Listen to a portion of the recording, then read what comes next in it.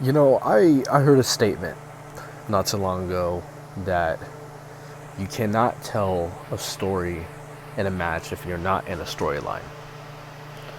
Because they said it would not make sense to do a match without any type of story building up. And I don't believe that. I don't believe that one bit. And the reason why is that we, as wrestlers, promoters, agents, so on and so forth, we are in charge of telling stories. From a promoter, producer, and writer standpoint, and an agent standpoint, it is my job to let the guys know what the story is. And that is, you're a face, you're a heel, this is how long you have, and this is who's going over. And I trust those individuals to go out in that ring and tell a story. I don't need to remind them of the storyline. I don't need to remind them that it's got to make sense for the story. No. Because whatever they do in that ring is going to tie into that story. But at the same time, people are going to watch this match without any knowledge that there's a story being told behind the scenes. They're not. So it is the wrestler's job to tell the story in the ring.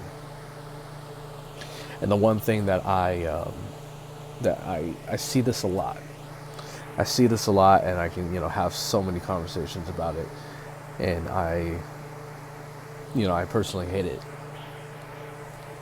No one is calling their spots. No one is following the format that we have in this business. You need to be following the format. You need to be calling your spots. You need to sit down with each other and go over spots. That's how it used to be. That's how it's always been, actually. There are guys that are just cutting corners and thinking that we're going to do a match, no format, we're going to have a couple high spots, and, that's how it's going to be. And that's not how it is. I expect the guys that I'm working with to know that as soon as that bell rings, that's when the story starts. Yeah. It's real. We're telling a story. Because personally, if it was me, and I'm going up against whoever I'm going up against, those first seconds, that first minute, I should already be telling a story. If I get in your face, I'm going to try to hit you with a finishing move.